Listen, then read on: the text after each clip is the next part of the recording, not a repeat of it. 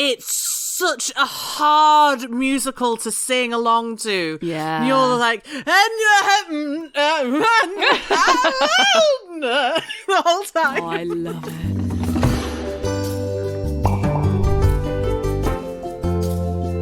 Rusty Quill presents Enthusiasm. Hello, friends and fans, and welcome to Enthusiasm, the show where we talk about a few of our favourite things. I am your host, Helen Gould, one of the best Rusty Quillers, and today we're talking about musicals.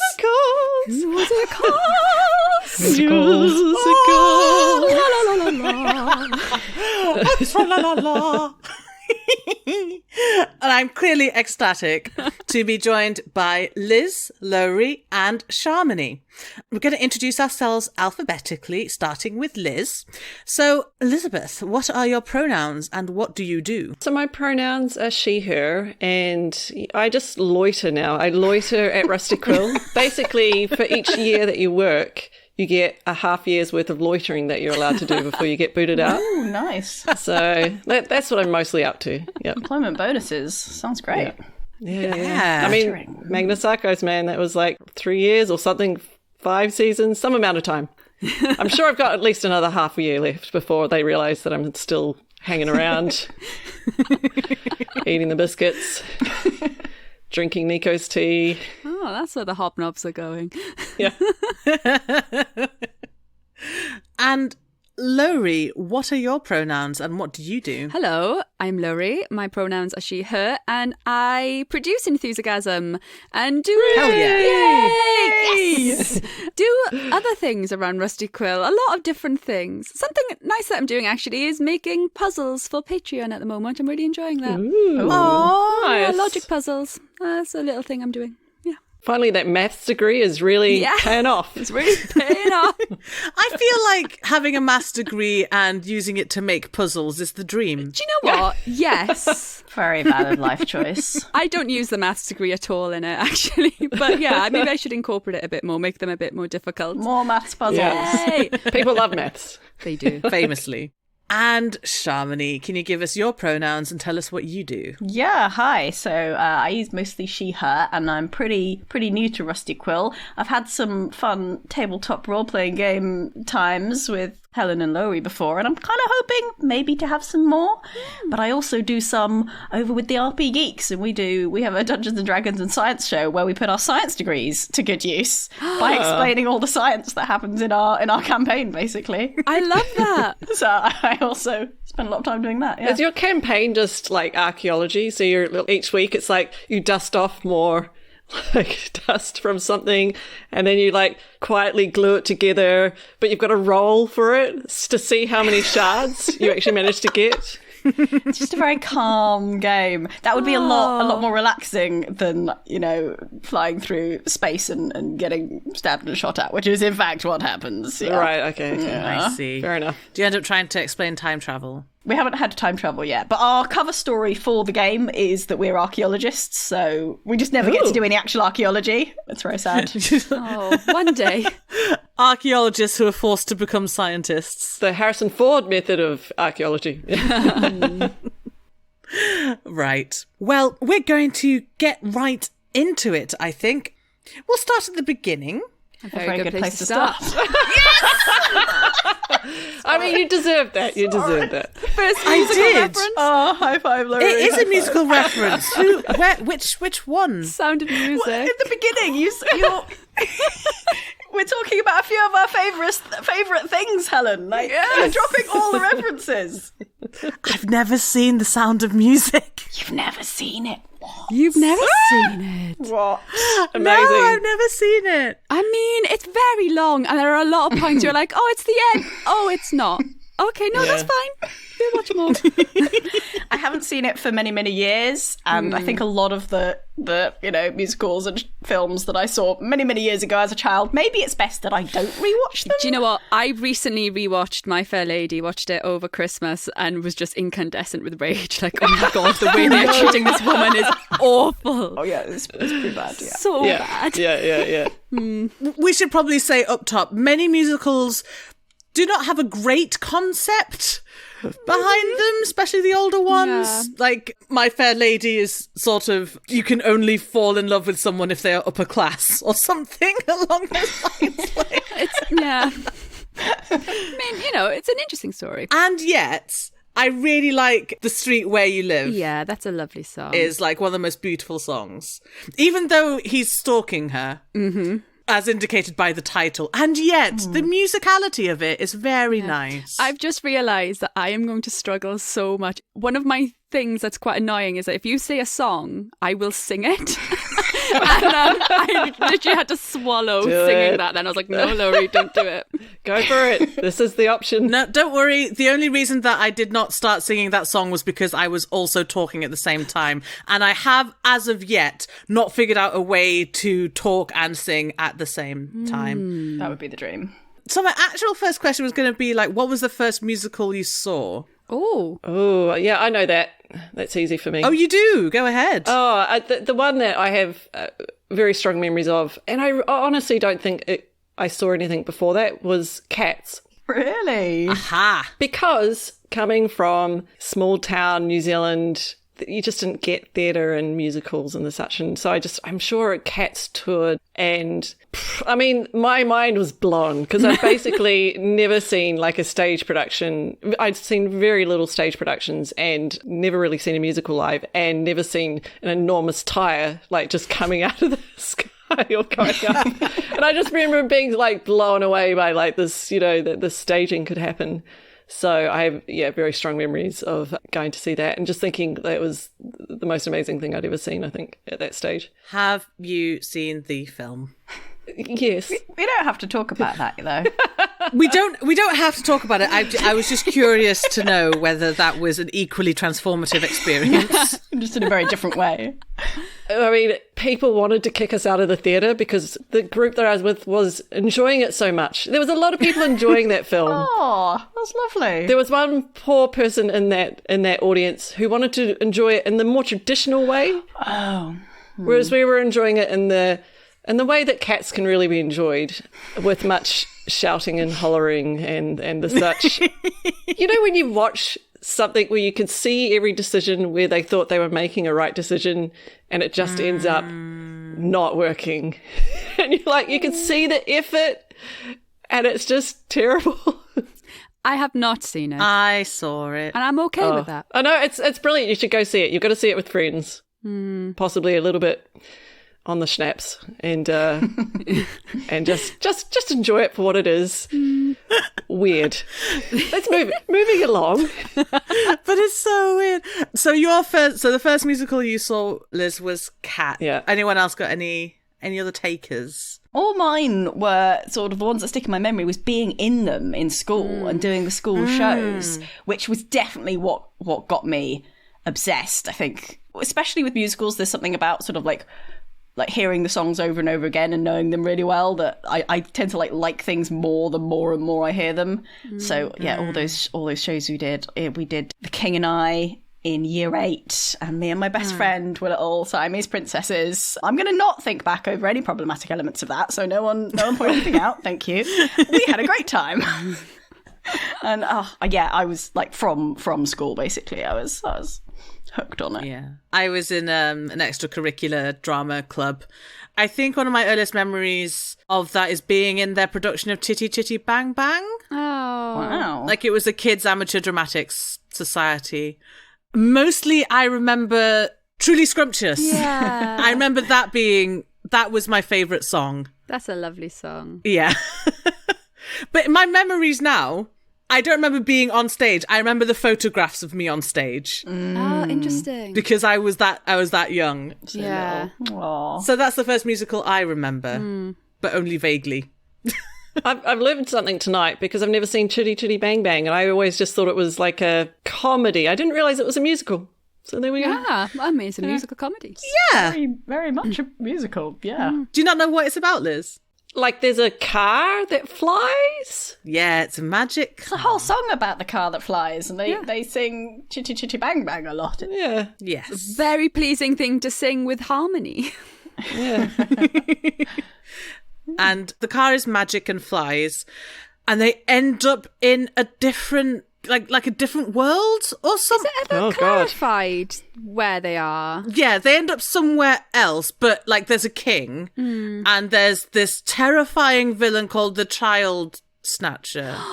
What do you do? That doll. She's a doll for some reason. Yeah, she's that sounds amazing. Yeah. And the child catcher does what it says on the box and goes around stealing children Okay. for nefarious purposes, but I don't know whether he's going to kill them or like if he's just like child labor. I don't think they specify, do they? Just because they're like, well, this is a nice musical, so let's not look too far into that. Let's just be like, he just steals them. No one wants to know the answer. Then why is he in there? Why is he? Basically, what 2022, 2023 season of Netflix, there is going to be an adaptation of this, which is the dark version. Dark, gritty, Chitty Chitty Bang Bang. I mean, it's already got all the dark. Gritty, bang, bang. Gritty Bang Bang. Yes, Laurie, yes. Oh my God. Oh, that's a different film. That's a different film. That's not. Is it? Oh, wait. Yeah, that one's already out. Oh, no. Oh no. Okay. Yeah. Oh no. I mean, but yeah, it sounds like it's ripe for adaptation. Yeah. So it's going to be coming out soon. So I'll get to see that version. You can imagine like the weird like indie pop cover of like some breathy female vocalist going, "Oh, you chitty bang," and like it's sinister music and like weird chord strikes and like the silhouette of a car slowly comes into. Anyway, sorry, we're doing a weird pitch now. It writes itself. It's like the Pinocchio song over the Ultron trailer. Right? Yes, Just that's really what it is. Slow and creepy, but Yes. but with Chitty Chitty Bang Bang. Yes. Yeah. Do you know what? One of my favourite songs is from Chitty Chitty Bang Bang, Hushabye Mountain. Bloody love it. It's just so lovely. It's so lovely and gentle. I adore it. Thanks for getting us back on track. Oh, hey, you're welcome. I don't remember my first musical that I saw, but I think it was probably an operetta because my mum did a lot of amateur dramatics and then I joined her in doing them as well, and she started by doing operettas and then that company slowly evolved into doing musicals. So many of them do. Yeah. As the audience for Gilbert and Sullivan just gets older and older and everyone's like, oh, let's just do a proper musical now. Yeah. And it all gets really expensive. I literally have the entire works of Gilbert and Sullivan over there. Oh my God. They have a place in my heart. So I think the first one I vaguely remember is Naughty Marietta, because I remember my mum used to sing me to sleep with the alto lines while she was practicing, which is really sweet. That's super cute. Yeah, the first musical, I remember the musical I heard that made me go, I actually might pursue acting and musicals, and it was Wicked. Which is quite basic, but I remember listening to it and just being like, oh my God, I love this. Wicked is great. Wicked, for me was also like one of the first ones where I'm like, this is amazing. It was my favourite musical for a long time. It's just so solid. It's really good. Except for two songs you have to skip. But the rest of them, bangers all the way through. When did it come out? I guess I was like early 20s, so like 15, 16 years ago maybe, I don't know. Wow, for some reason I thought it was so much more recent than that. Yeah. 2003 apparently. Oh wow. Oh, so 19 years ago. Oh no. Don't look too hard at it, don't fall into the pit. Yeah. We're still in the noughties, right? It's like 2008 now. Is that right? Max 10 years ago, 2003. Don't worry about it. Yeah. It's fine. It's fine. It's all fine. Okay. We've already alluded to this, but I have a feeling that some of us, in fact, do sing and or dance and or perform ourselves in terms of musicals. So I would like to hear where we started in terms of that. Because I was doing it since I was in the single digits. Wow. I was doing it single digits in terms of, so like in school we'd have, I don't know if I've brought this up on Enthusiasm before, but the Eisteddfod, which is a Welsh folk kind of like, I'm going to describe this so badly. I'm sorry, every Welsh person out there who's just like, come on, Laurie. It's like a festival celebrating poetry and music, and the schools competing it. There's like a youth version. So we'd do like gymnastics competitions, choir competitions. There's a thing called Cydadrodd, which is where you all chant together. You speak a poem together, I guess, or speak a story together, and it's kind of weird but also really like, ooh. So I guess those are my first kind of forays into that. Oh, and Mary, sorry, humble brag, Mary in the Nativity, of course, when I was very small. Oh, you're one of them, are you? You're one of the people who played Mary in the Nativity. Wow. Yeah. Apparently I stole the baby Jesus off Joseph because he was stealing the limelight. I don't know. I've never understood the criteria for who gets to be Mary. I was always an angel. Yeah, I'll be honest, I don't really remember. No. I think I was an angel the following year. In playgroup, I was the Christmas tree on which the angel was on top of once. Was the angel another child? I think they were just standing on a chair behind me, so it's fine. They were sticking their arms out over the top of my head, and I was a Christmas tree. That was great. Oh my God, you've just unearthed a memory of when I must have been in reception or year one and we did a little nativity in front of the school. That's the only time I remember having proper stage fright because I could not remember my line at all. We all only had one line and we were all standing next to each other in front of the assembly, and I just opened my mouth and did not know that's horrible. what I was meant to say. The worst line forgetting experience I've had is we did a 24-hour rehearsal version of We Will Rock You, which is a Queen jukebox musical, right? Oh, yeah. Yes. And I played the villain, Killer Queen. Yes. And at the end, she comes out and has one little solo bit in, I think, in Bohemian Rhapsody. Yeah, in Bohemian Rhapsody, right? So that's the big ending. I'm backstage by myself and I'm about to go on and sing the famous line from the famous song. Everyone else is on stage and I suddenly go, What's the line? And not only is there's no one around to ask, but I know for sure that every single person in that audience knows every lyric to Bohemian Rhapsody except for me. Oh, no. I can't remember what I did. I think I just sort of... Shamini, no! Oh, that's horrible. I feel like you get some slack from having been up all night rehearsing, to be fair. Oh, actually, yeah, That sounds like a 24-hour rehearsal before an actual performance is a terrible idea. It's a fun challenge. No, I love it because you can't spend too much time in it. You can't get it perfect and you still get all the fun of doing a show. Was that in London? It was a student event, yeah. Oh, okay. Oh my God. That was great. The worst thing I've had, it wasn't so much of misremembering, but I did a Sondheim concert with these people, and we took songs out, we put songs in, but one that always stayed was Not Getting Married Today. And I don't know if you know that, but it's like a really fast patter song. You can't mess that up. Yeah. And once you start, you've got to keep going. And rest in peace, Sondheim, but oh my God. Verses 2 and 3 start with the word listen. It's either listen or... They start very similarly, and I bloody started verse 3 in place of verse 2. Oh, no! And it's a different length, and I knew what I'd done. You've just got to continue doing it. But I was like, there is nothing I can do now. I just have to let the words come out. It was horrible. And we had to do it the next night again. And yeah, I just was alone side stage. And just sitting there rocking like I can't. What's going to happen? It was honey. awful. I don't know if anyone noticed because I kept speaking. Don't know what I was saying. It was coming out. That is one thing that is very reassuring. Like, the audience doesn't usually notice when you've made a mistake. Well, actually, I think the kind of audience that we had were, because it was like a fringe thing, they were like Sondheim buffs, so they all know the song. And you're like, Oh, no. Oh, well. Okay, except for in that particular instance. All of the audiences are fine. Yeah. They were very lovely audiences. What about you, Liz? Have you ever taken to the stage? No, not really. I did piano when I was, young, and so I had to do the whole recital side of thing, but it was just piano. And then like some choir, but then you're just singing with some people. Random songs assigned to you by the choir teacher. So nothing exciting in terms of performance. Can you still play the piano? Not only can I still play the piano, but I have one sitting beside me that you can't see. So I won't say poorly, but I'm fairly mediocre. Like I got up to like, I think grade 8 level, and then Liz, that's not mediocre. Grade 8. That's the highest grade. Yeah, is that not the top you can get to? But like, you know, like I'm not a performer. I'm not really much of a performer in terms of like, some people rise to the occasion. I don't. I tend to sink somehow. Yeah. I tend to dive. So I do the thing where the bits that I've been struggling with, I managed to do, and then a bit that I've always been fine with, never had to practice much, is just I'll stumble over it. And I don't really enjoy that sort of really high pressure.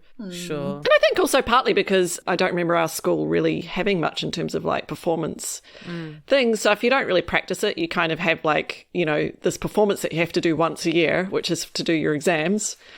Very stressful, so you don't really build up much of a taste for performance. And of course you do it by yourself, right? So Yeah. So all you associate with it then is exams and not, say, pizza with your friends while you're in like the intermission or something like that.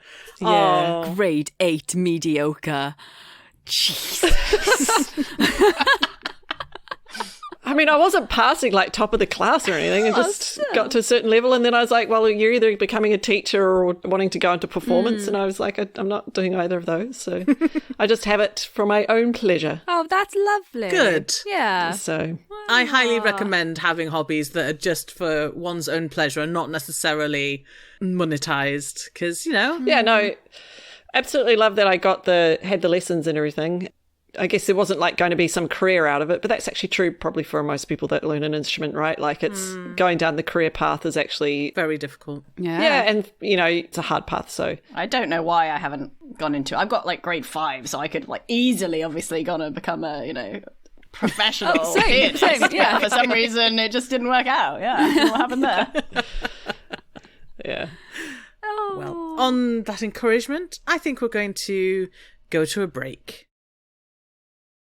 And welcome back. So we have talked about our first musicals. We've talked about the musicals that we may or may not have been in. Now we're going to talk about our faves. Yeah. Our favourite musicals. I'm going to ask someone else to start because I had about 12 come into my mind all at the same time. So I can't actually start this one.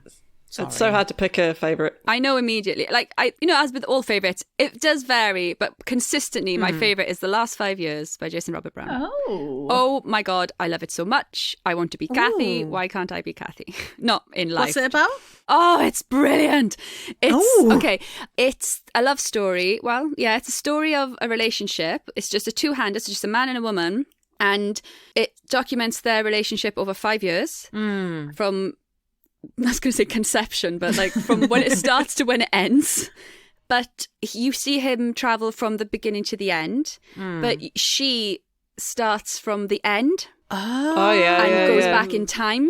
And her opening song is like, it's done, it's over. It's such a beautiful song.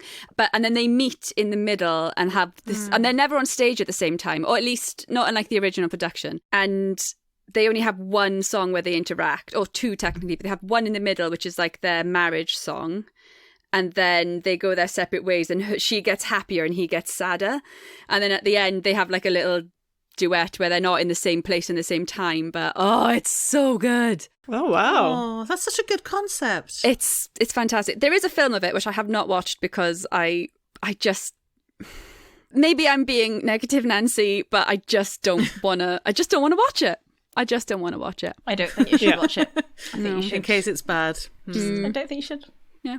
Have you seen it? Or are you just like, I'm supporting this? I know a lot of the songs, but I've never actually seen Last 5 Years. But yeah, I'm also not super keen on watching the film. And I think, well, if I'm going to watch it for the first time, it should be on stage. That sounds really snobby. Yeah. Yeah.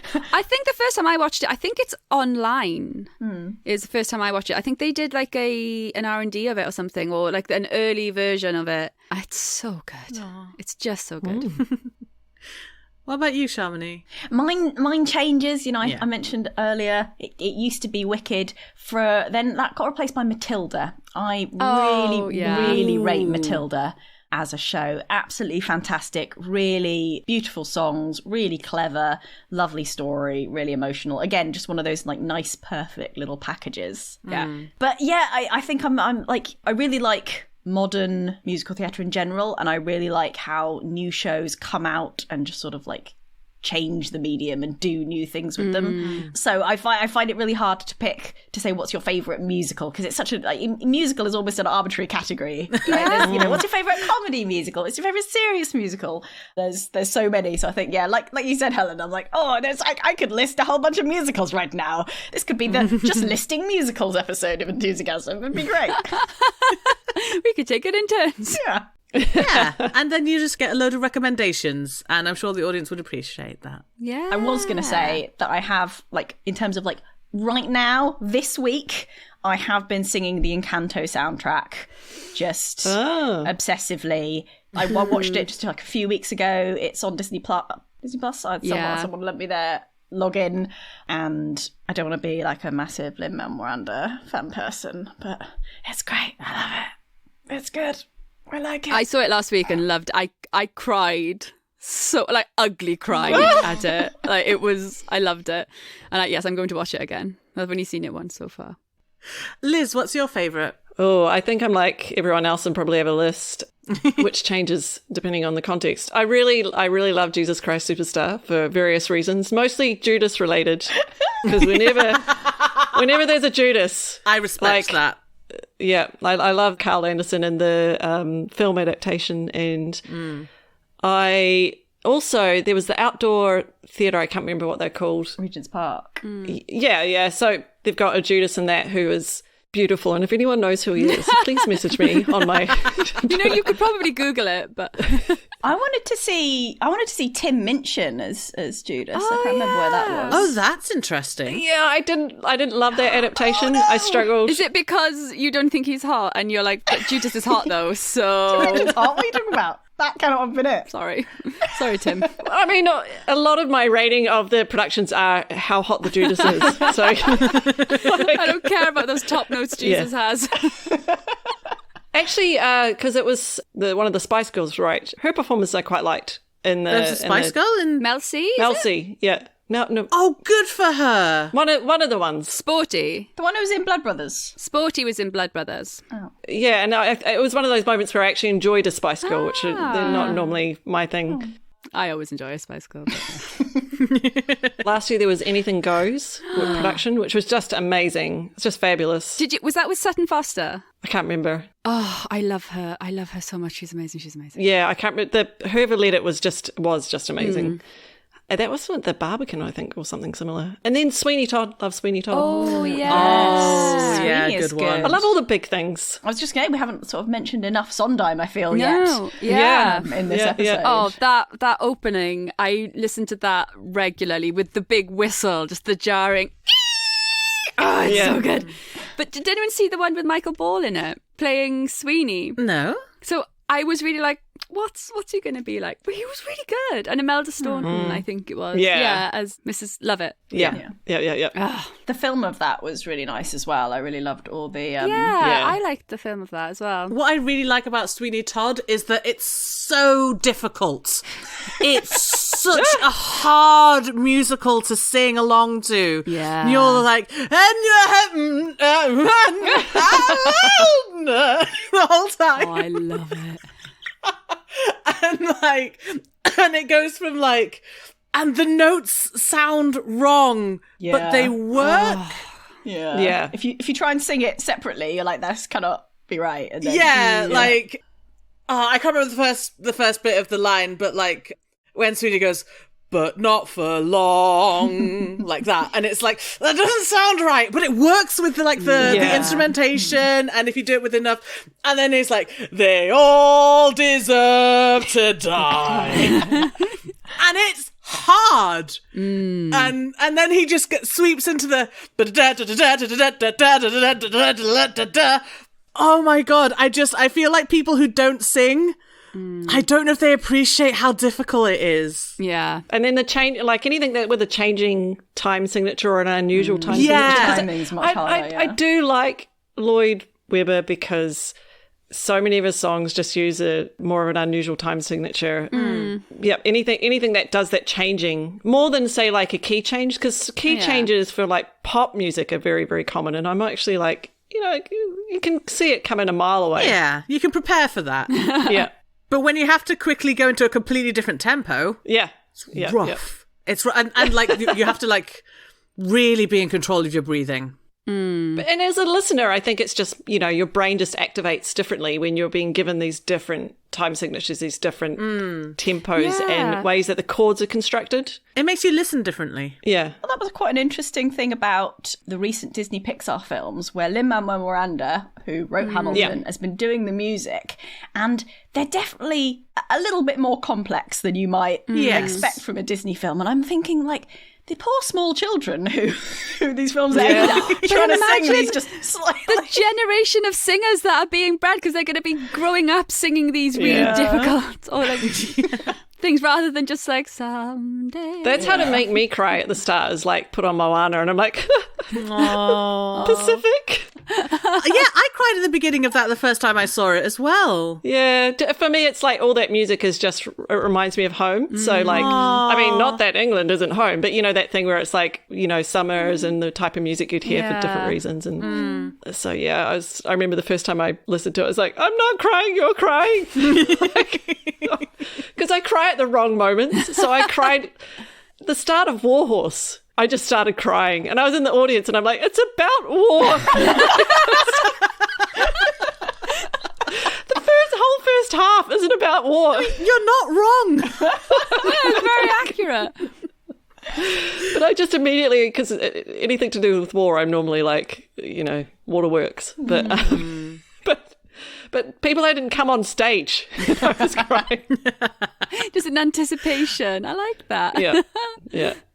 I think I have an unusual choice, which is, it's like, I don't know if you'd call it like an independent musical. It's not like on Broadway or anything, but it's online. It's on YouTube, and it's called The Guy Who Didn't Like Musicals. Did like That's the one! Hell yeah! I still haven't watched this. It's so funny, but the writers of it, they've done lots of other stuff, and they always have this thing of like writing something that's very funny but still has a lot of heart, and you end up caring about everyone. And wait, it's not Star Kid, is it? It's Star Kid. Yeah, it's Star Kid. It's Team Star Kid. And I just love that all of their stuff, because one of the things I want to say is like, theatre live on stage is just out of reach for a lot of people. You can't go and see that. And they plonk it all on YouTube. Star Kids combo, like new stuff, like funny stuff, all available for free on YouTube. It's great. My favourite one of theirs is the Batman musical. I love it. Have you Holy Musical Batman?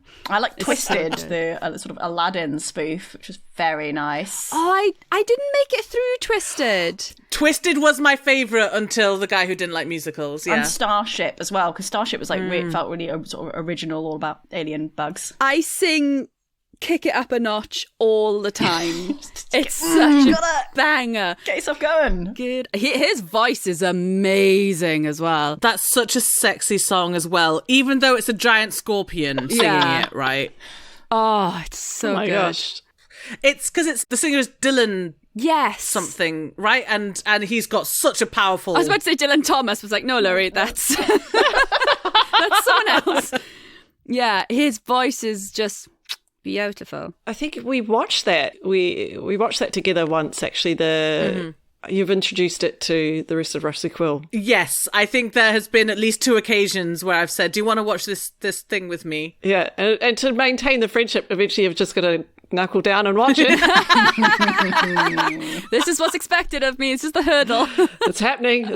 No, I didn't realise they had other productions out, so that's cool. I'll have to look them up. Yeah, I think the one that made them big was the Very Potter musical, which I did love. That was great. And it's so long. Right. Yeah. Classic. Yeah. And like, again, Hufflepuffs are finders. But it doesn't feel long because it's online. You're not watching it all in one go. It's sort of... Oh, I am.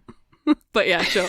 or you are possibly just watching it all in one go. But it's like you can do different things with stuff online, which I think is really interesting. Yes, like you can control like all the camera angles and stuff like that, and yet, but there's still like a live, orchestra or something. So one of my favorite things to look at is where in the shots you can see the pianist or something laughing along to the jokes. There's a very funny one in their show, The Trail to Oregon, where one of them just forgot his line and just said bum bum bum bum bum bum in the middle of it. And you can see, and the guy he's saying it to is the one who wrote the musical, and he's just looking at him like, I can't believe you did that. Oh, I might go and watch some Starkid after this, actually. Yeah. But you're right, it is so good. It is amazing that it, like, because they are so good, and just it's all free. Just yeah, watch. the production is great. Yeah. With the more recent ones, the production is great. Like, obviously, the very Potter musical ones, not so much, but it was early days of YouTube. That's the joy of it, though. But like, it started as a student thing, right? Yes, exactly. Because they all went to college together. Not that I was a huge fan fangirl or anything. But yeah. I only started watching Glee because I was like, Darren Criss is going to be on Glee. Oh, yeah. And I was like, yes, Harry? this is the best thing that's ever happened. And then he appeared and he chopped all his lovely curly hair off. And I was like, what? This is What is this? awful. Where is the hair? I was only here for the hair. But yeah, that's the one that I'd call my favourite. A guy who didn't like musicals. Because it's a horror comedy, which is one of my favourite genres anyway. And to make it a horror comedy musical, Yeah. very, very good. And also there's the song in it called Show-Stopping Number, which is exactly what it sounds like. It does indeed stop the show.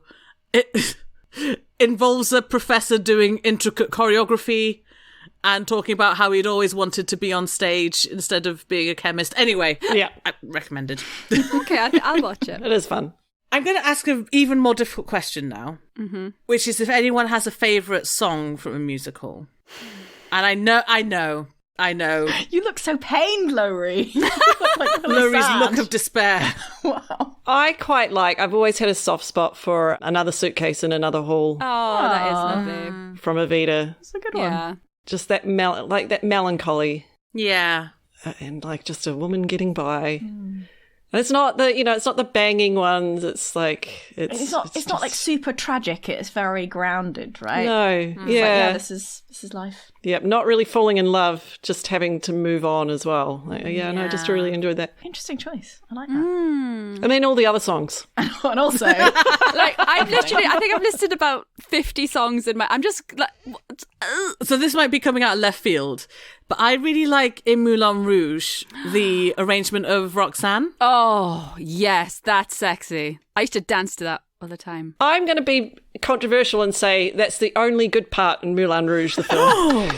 Hot take. at least we're agreeing that we like Roxanne and Moulin Rouge. We agree on that. Yeah, I remember watching it and going, this is the only time in this film where I haven't been just playing the music video for the original song in my head during the thing. Oh, that scene with what's her name, Caroline O'Connor. Is it Caroline O'Connor? She's one of the baddies in it, right? Oh, it's so good. Sorry, I got really We were just watching you. Just everything. It was amazing. the intensity. I love how much you care. I'm very enthusiastic about musicals. Good. It's what you're here for. I'm gonna just answer the question with like what's in my head again, which is just Yeah. so biased because I saw Encanto recently, so everything. But like just from the very first time watching Surface Pressure from Encanto, I was absolutely blown away. There's not many songs that really like hit me like that on sort of first listening. You usually have to kind of listen a few times. Yeah, it's salient in my mind. There were lots of other good songs, but I felt that one in my heart. It's about that. Yeah. Yeah. I'm probably not going to watch Encanto, but that's purely because I don't really like animated films in general. Oh my God. How do we communicate? Because I only understand animation. I don't understand these shapes before me that I can see on this call. There's just a blur of like forms. Just It's light. not outlined in animation. No, like I still haven't seen like Finding Nemo, for example. Oh, well, don't watch that. There are no songs in that. Don't worry about it. Yeah. No songs in that. Encanto is like there's so many great characters. Like the strong lady, I was like, I love you immediately. Is the best thing. Yeah, apparently the merch is going out the doors for that character as saw well. that today. And like Disney didn't want that character. They didn't think there would be merch for the big muscly lady. They were like, here, have beautiful flower princess. And all the little kiddies are like, no. And I was like, no, she's cool. She is so I want cool. big muscle lady. She is so cool. Laurie, did you say your favourite one? I haven't said my favourite song yet. Okay. Oh, bugger. You can do this. We believe in you. Come on. You can do it. I think... Drum roll. Oh, it's not going to be worth it. No pressure. Okay, what I've been singing a lot recently is Out of the Blue from The Wild Party, the musical, not the show, the play. I love The Wild Party. It's such a good, crunchy musical. And that's really like... I haven't seen it, but I'm going to go listen to Out of the Blue from Wild Party. Do you know what? I haven't seen it, but I've listened to the soundtrack. It was one of those ones I just used to listen to on repeat. Yeah. It's so good. I immediately just thought of like another 12 songs, but Yeah. But yeah, pretty much all of Kathy's track from the last 5 years. I will put one out there for Sunrise from In the Heights, Oh just my because God. I really like the slow build of the song. It's very pretty. The opening number of In the Heights. Oh yeah, very Oh, fun. Love it. Has anyone seen that film? Not yet. I haven't seen the film, but I saw it on stage. I loved it. I think it had bad reviews. I was like, that was just bloody fun, and it's great. We're starting to come to the end of our time, so I have one last question to round us off with. Oh gosh. And that question is, what musical would you recommend to someone who had like never seen a musical before? Like, what would be your ideal introduction? Because for me, it probably would be Moulin Rouge, because it's pop songs that the person is probably likely to know, but done in a different way and with a narrative joining them all together. Yeah. And I think, and it's a lot, that film is a lot of fun. Yeah. It's very accessible. And Baz Luhrmann's design, obviously, It's a feast. it's just an absolute spectacle. I think you got to pick a genre that you already like. So if you like epic romantic films, or then go see Moulin Rouge, because musical is like a medium, not a genre. So pick your favorite thing. That's a really good point. Because some people might, you might be like, oh, musicals, they take themselves so seriously, and then people suddenly start singing tragically, in which case I'd be like, go see Six. It's like a pop concert with loads of puns and history jokes. Go see Six right now. And someone else might be like, oh, musicals, they're so like fluffy and silly, and I just like can't take it seriously. And then I'd be like, go see Come From Away, stop crying, and then Go see Parade. tell me you don't like musicals. Oh, don't watch Parade. Oh my gosh. Yeah. I would probably say, if you're in London or somewhere like that, Jersey Boys, because it's very well constructed as a story. The actual construction of the story is very good. And because it's that kind of pop music, which is like accessible to most people, because music is one of those things where you have your likes and dislikes. So I don't really like Matilda. Most people do, but I just don't like the way that it sounds. Yeah. I just don't. Like it just doesn't appeal to my senses. Different genres of music as well then, isn't there? Yeah. Yeah. And so I think Jersey Boys was one that probably, it's something that you go to. And at the time I sort of went, I'm not that big a fan of like Frankie. I think it's Frankie Valli. Yeah. Frankie Valli and the Four Seasons. Yeah. But it was so well plotted. There was only like one or two moments where I was like, you weren't totally engaged. Or Anything Goes. Once again, Anything Goes. Classic. It's just a load of fun. Yeah, it's got that comic to it. So I think they're both very enjoyable. And what about you, Laurie? Yeah, the one I've just thought about is Little Shop of Horrors. Yeah. Nice. Oh yeah. It's just it's got some heartbreaking stuff in there. It's funny. It's fantastical. Yeah, because before that, my answer was going to be watch a compilation video, because that's really what got me into it. I don't know if anyone else has seen Hey Mr. Producer. No. Oh, doesn't matter. It's just a concept, basically. But yeah, I think Little Shop of Horrors is a nice one. Yeah. That's just reminded me that the one I would never tell someone to watch is Repo the Genetic Opera. Can you imagine that being someone's first introduction? I don't think I know what that is. No.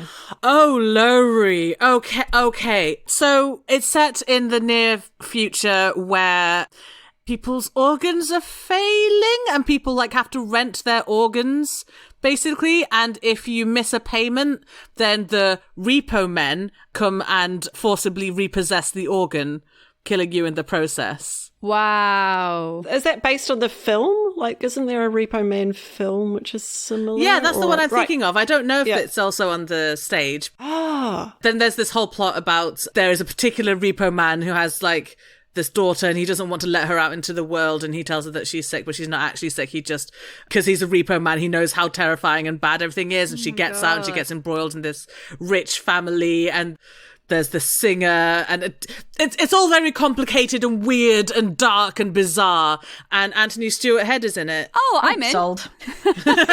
And it's a musical. It's a music. I did not know that. Because I when you started describing the plot, I was like, I'd not seen it, but I just assumed it was just a straight film. No, Okay. there are songs. There are songs all the way through. Oh. Okay, we have to watch that. Okay, we will be watching that at an undisclosed time and location. Wink, wink. On the other hand, some people might not have seen a musical since they were in school. They might be thinking, oh, well, it's all The Sound of Music and all that. yeah. It's really old-fashioned. Like, see some new, different, unusual stuff. Because it might not be what you think. Although, if anyone has gotten this far through a podcast episode about musicals and they don't like musicals, then like, thank you so much. Yeah. That's commitment. Appreciate that. I'm going to take the opportunity to say thank you all so much for coming on the show. Yeah. This has been a lovely little get-together, talk about our favourite songs and musicals and things. So thank you very much. And yes, indeed, thank you, listener, for coming with us on this conversation. Now, I will see you in the next episode. But for now, it's goodbye from me. Goodbye. And it's goodbye from then. Does everyone want to say goodbye? Bye. Goodbye. I kind of want to sing The Sound of Music again because we started with The Sound of Music. Goodbye. With the sound of music. Oh, that's going to be Great. so You're welcome, listener. Amadeus, Amadeus, Amadeus, Amadeus, Amadeus. That's all I've had in my head this entire time. Really? Isn't it? Yeah, no, because it's Dr. Zayas there, right? So it's Dr. Zayas, Dr. Zayas, Dr. Zayas, and then in the Amadeus. Yeah, anyway. Okay. Let's stop God. recording, eh?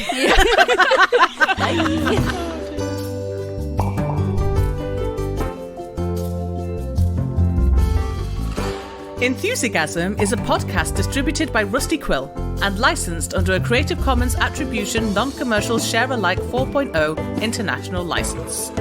It is directed by Helen Gould, produced by Lowry Ann Davis, with executive producers Alexander J. Newell and April Sumner, and edited by Marissa Ewing, Tessa Vroom, and Catherine Ranella. Thanks for listening.